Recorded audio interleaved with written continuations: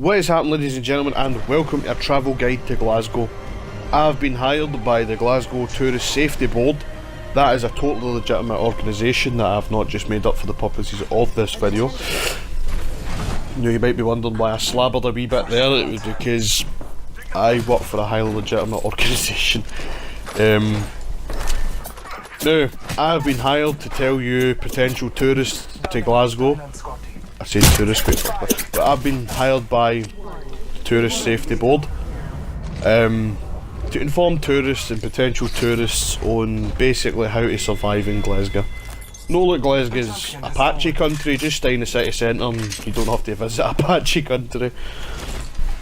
Now, I'm here to tell you the good areas. I think there's only like two. The bad areas and some areas that you'll find quite funny. So, we're going to start off with the bad, because why not start with the negative, because there's a lot to take the piss out of. I mean, inform potential tourists on our fine city. Now the areas are Govan Hill, Mary Hill and the Wine Alley. Now you're probably sitting there quite confused, because if you're looking up Glasgow, you'll be like, there's two Govan Hills. No, there's two Govans. Why the fuck did I say that twice? That was sickening. There's basically two Govans. One's called Govan Hill and the other one's just Govan. What the fuck's the difference? Well, the difference is, people, that Govan Hill has a reputation. If you ask anybody in Glasgow, Govan Hill's reputation, they will say a bunch of people of Polish origin or Romanian origin going about and stealing fridges. Stealing fridges, motors, well not really motors, but they'll strip motors bare. They'll steal fridges, washing machines, dryers, anything they can get their hands on to sell for scrap. That's pretty much their economy right there. When I'll get to Govan later actually, I'll tell you the difference. Now, Mary Hill, these are quite short, brief, stereotypical rumours that you'll probably hear. Now, Mary Hill's rumour is actually quite true. It is actually infested with these creatures. Now, these creatures inhabit everywhere in Glasgow. They're kinda the biggest fucking problem in Glasgow. Just wish the council would move their arse and send them away to a special place where they can shoot up their heroin all they want. I'm referring of course to the junkie. The junkie is basically a drug addict for translation. The junkie is a creature who sports a 2005 fake Lecoq Sportif trackie and befits a pair of Reebok Top classic shoes, i.e. Reebok shoes. Old Reebok shoes and fake ones, of course. Now, that is how you spot them. You can spot these things a mile away and see if they look that they've got a face that they've just done about £20 worth of heroin, then that's a good warning sign. Now, these creatures will approach you and they will ask for money, and they are very unpredictable, especially if they've shot up that day. Now, to hear a junkie, this is pretty much a loose transcription of what we could afford to simulate a junkie. Basically, if a person walks up to you and goes, "Alright pal, I give a couple of pound for the Dan Mac, please." That is a stereotypical junkie. That is how the junkie sounds. And it would be wise to steer clear, because these people are very unpredictable, especially if they're shot up. They will fucking steal your clothes and probably sell them to the pawn shop for Dan Mac.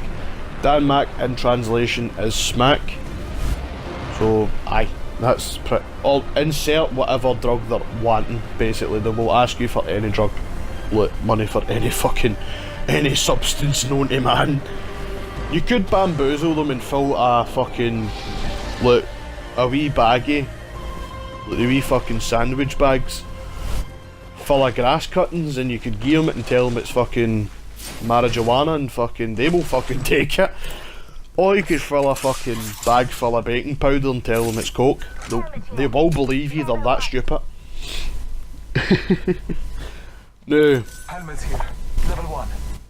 the wine alley, as I says, the wine, I don't know if I mentioned it, but the wine alley's a bit of a mixed bag. The wine alley's kind of got a bit of fame to it. It's also got a rumour going about it as well. Pretty much everywhere in fucking Glasgow does, as far as I know. But the wine alley's a mixed bag. Now, if you're wanting to come to Glasgow, you're probably researching on everything about Glasgow. And you'll probably have came across a programme called Rab C. Nesbitt that was on years ago, right? This was about a Glaswegian guy who stayed in Govan and got pissed all the time. It was quite funny. His wife's married though. There's a fucking museum exhibit dedicated to it. Come on to fuck. Basically, if you're familiar with that programme and you've researched that programme, also Maryhill's a alright place as well if you survive the junkies. It's basically where Still Game was filmed as well. I forgot to mention that wee part.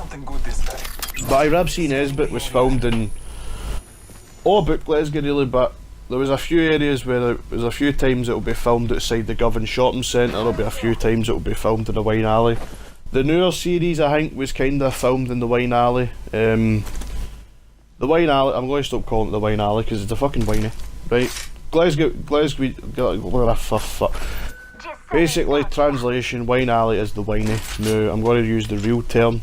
The winey's basically in Govan and it's just basically a smaller scheme in Govan. Why are the schemes in Govan? There's about 10, I think, the last time I checked. But aye, Rab C. Nesbitt was filmed in one of the pubs in the Winey. I think there's only one pub left now. So it's basically filmed in this pub in the Winey. And there's also parts of it that's filmed on where old closes used to stand. Closes are tenement houses in translation as well. So that's pretty much the Winey in a nutshell. They also have a rumour that they steal shoes. Now, I've walked through it a good times and I've still kept my 95, so probably disbelieve it, but I would use caution. Sellotape your shoes when you walk into that area. Sellotape them, please. It's for your safety. Now, the areas to go. Now, there's only really one, and that's Govan. Right, well, two kinda. The reason I say Govan is because Govan's kinda got its fame to it. We've got the shipyards. We've got fucking we've got our own radio station. Govan's got its own radio station. Sunny Govan Radio. That is a real fucking radio station. That is a real actual radio station. Google it. It is real. Basically broadcasts all about Glasgow. And we also have junkies, as I said. Everywhere in Glasgow has junkies. Even the city centre has junkies. You don't really see many of them in that bit because the police probably send them away to camps. Aye. They don't actually just calm down. That was a joke. That was a joke. They don't send junkies to camps. They don't. No. Govan also has wee guys that do carjackings. Don't ask me how wee guys manage to do carjackings, but there's been a few. I've heard a good few people saying that wee guys are going about stealing motors. There's also van bonfires that happen every so often. One happened recently.